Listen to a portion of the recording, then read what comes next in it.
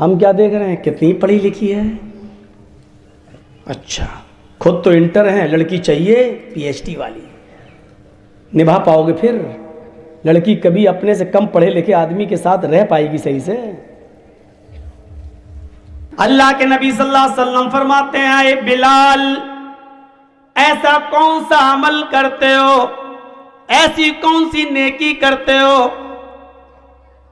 کہ جب میں جنت دیکھ رہا تھا, مجھے جنت دکھائی دے رہی تھی, تو میں نے جنت میں اپنے آگے تمہارے جوتوں کی آواز سنی. اے بلال میرے رب نے مجھے بتا دیا ہے کہ میں بلال کو جنت دے کر رہوں گا. بلال تم دنیا میں اور تمہارے جوتوں کی آواز محمد رسول اللہ نے جنت میں سنی ہے. یعنی اللہ نے مجھے یہ خبر دے دی, اے محمد صلی اللہ علیہ وسلم بلال کو خوشخبری سنا دو کہ وہ جنتی ہیں. میں جوتوں کی آواز سن کے آیا ہوں بلال, لیکن نیکی نہیں معلوم تمہاری کون سی ہے. ایسا کیا کرتے ہو ذرا ہم کو بھی تو بتاؤ.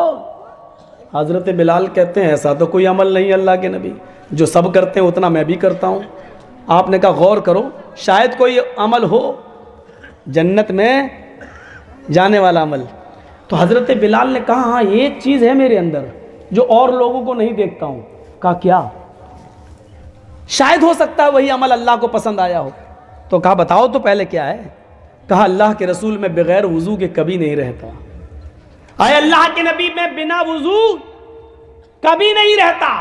جب بھی میرا وضو ٹوٹتا ہے میں فوراً وضو بنا لیتا ہوں, اور وضو بنانے کے بعد میں 2 رکعت نفل نماز ضرور پڑھتا ہوں جس کو تحیۃ الوضو کہتے ہیں. میں 2 رکعت تحیۃ الوضو ضرور پڑھتا ہوں, اور اس سے بھی زیادہ توفیق ہوتی ہے تو 4 6 جتنی اللہ تعالیٰ توفیق دیتا ہے وہ میں پڑھ لیتا ہوں, لیکن 2 سے کم کبھی نہیں. یعنی جب بھی میں وضو بناتا ہوں تو 2 رکعت ضرور پڑھ لیتا ہوں. اللہ کے نبی نے کہا بس اے بلال یہی وہ نیک عمل ہے, اے بلال یہی وہ نیک عمل ہے جس نے اور تمام صحابہ سے تمہیں آگے بڑھا دیا ہے.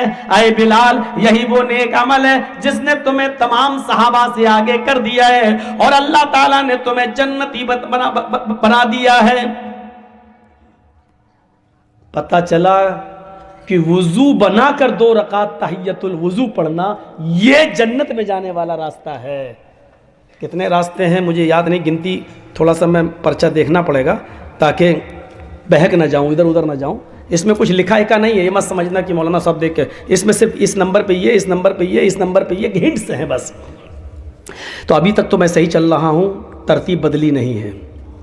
تو اے بلال یہی وہ عمل ہے جس نے تمہیں آگے کیا ہے اور جنتی بنا دیا ہے.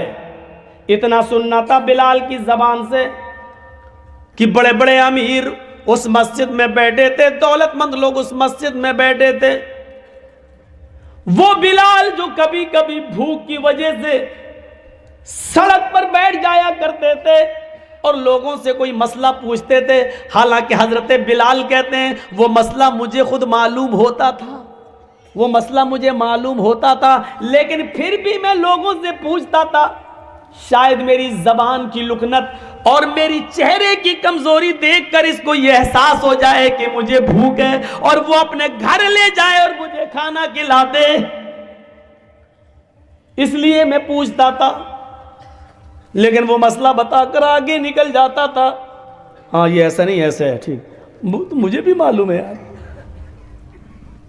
ارے میری حالت دیکھ, میری آواز نہیں نکل رہی ہے, میرا چہرہ, آنکھوں میں گڈھے پڑ رہے ہیں, میرے گال پچک گئے, میرا پیٹ پیٹ سے لگ رہا ہے, لیکن مانگ نہیں پا رہے کھانا. ایسا غریب انسان. لیکن جب صحابہ نے سنا کہ بلال کے جوتوں کی آواز اللہ کے نبی صلی اللہ علیہ وسلم نے جنت میں سنی, کھڑا ہو گئے. ایک صحابی کہنے لگے بلال ذرا میرے گھر آؤ. کہا کیا ہوا؟ تمہاری شادی نہیں ہوئی ہے؟ کہ ہاں نہیں ہوئی ہے. آئے بلال کیوں نہیں کیے؟ نہیں کرتا تو ہوں, لیکن میں اتنا کالا ہوں کہ میری شکل دیکھ کر ریجیکٹ کر دیا جاتا ہوں. کوئی لڑکی مجھ سے شادی کے لیے تیاری نہیں ہوتی. آئے بلال پریشان مت ہوئیے, میں اس علاقے کا امیر انسان ہوں, دولت مند ہوں, میرے گھر چلو, ایک نظر میری بیٹی کو دیکھ لو، اگر میری بیٹی تمہیں پسند آ جائے تو میں اپنی بیٹی کا نکاح تمہارے ساتھ کرنے کو تیار ہوں۔ اے بلال، تمہارے ساتھ رہے گی میری بیٹی تو وہ بھی جنت جیسے عمل کرنے لگے گی، وہ بھی جنت جیسے کام کرنے لگے گی۔ نیک لڑکے سے شادی کرنے کی وجہ سے اللہ مجھے بھی جنت دے دے گا۔ اے بلال، دیندار لڑکے کو اپنی بیٹی دینے کے بدلے اللہ شاید مجھے بھی جنت دے دے۔ بلال چلو میری بیٹی دیکھ لو، پسند آ جائے تو میں نکاح کے لیے تیار ہوں۔ دوسرے صحابی اٹھے، اے بلال انہوں نے پہلے کہہ دیا ہے، اس لیے پہلے ان کی بیٹی دیکھ لو، پسند آ جائے تو کوئی بات نہیں نکاح کر لینا، اور اگر پسند نہ آئے تو بے دھڑک میرے گھر چلے آنا، میں اپنی بیٹی کا چہرہ دکھانے کے لیے تیار ہوں۔ اے بلال میرے گھر آ کر میری بیٹی کو دیکھ لینا، اگر پسند آ جائے تو میں اپنی بیٹی کا نکاح تمہارے ساتھ کرنے کو تیار ہوں۔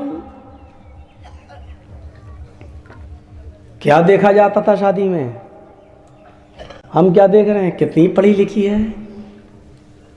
اچھا خود تو انٹر ہیں، لڑکی چاہیے پی ایچ ڈی والی، نبھا پاؤ گے پھر؟ لڑکی کبھی اپنے سے کم پڑھے لکھے آدمی کے ساتھ رہ پائے گی صحیح سے؟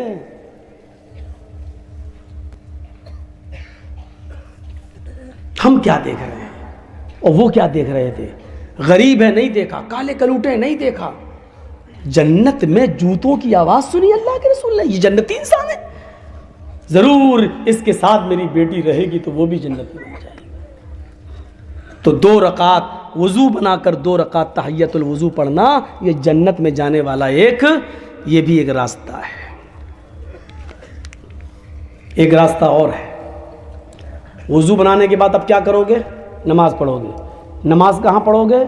مرد ہو تو مسجد میں، اور سنتوں کو نفل کو گھر میں پڑھنا افضل ہے۔ جیسی اذان ہو جائے اذان کے کلمات دہراؤ، وضو بنائیے اور وہیں پر آپ اپنے 2 رکعت 4 رکعت جتنی پڑھ سکتے ہو اپنے گھر پہ پڑھیے، پھر مسجد کے اندر جائیے۔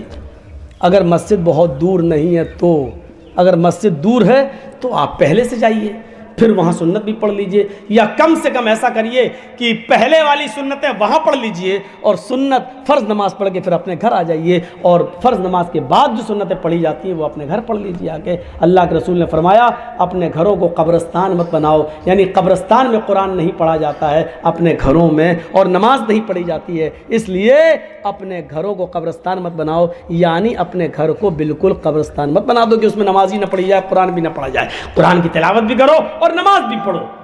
تو اسی لیے کیا فرمایا؟ جنت میں جانے والا ایک راستہ مسجد بھی بناؤ، اور مسجد جو اللہ کے لیے بنائے گا تو اللہ اس کے لیے جنت میں گھر بنائے گا۔ حدیث یہ ہے، من بنا للہ مسجدا بنا اللہ لہ بیتا فی الجنہ، جو دنیا میں اللہ کا گھر بنائے گا، جو دنیا میں اللہ کے لیے مسجد بنائے گا، اس میں بڑھ چڑھ کر حصہ لے گا، مسجد بنانے کے لیے چندہ دے گا، اس میں بڑھ چڑھ کر حصہ لے گا، بنا اللہ لہ بیتا فی الجنہ، تو قیامت کے دن اللہ تعالی جنت کے اندر اس کے لیے گھر بنائے گا۔ جو دنیا میں اللہ کا گھر بنائے گا مسجد، تو اللہ جنت میں اس کا گھر بنائے گا۔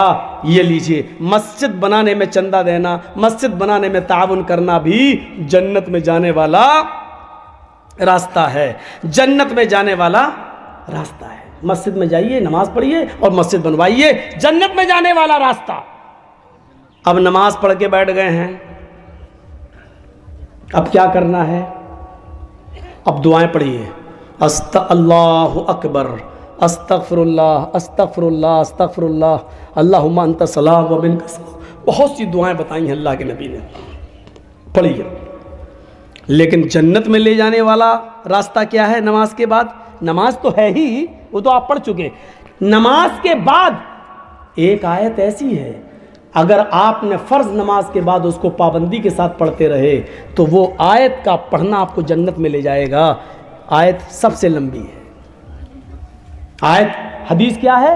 من قرأ آیت الکرسی بعد صلاة المکتوبۃ لم یمنعہ من دخول الجنۃ الا الموت۔ یہ ہے حدیث۔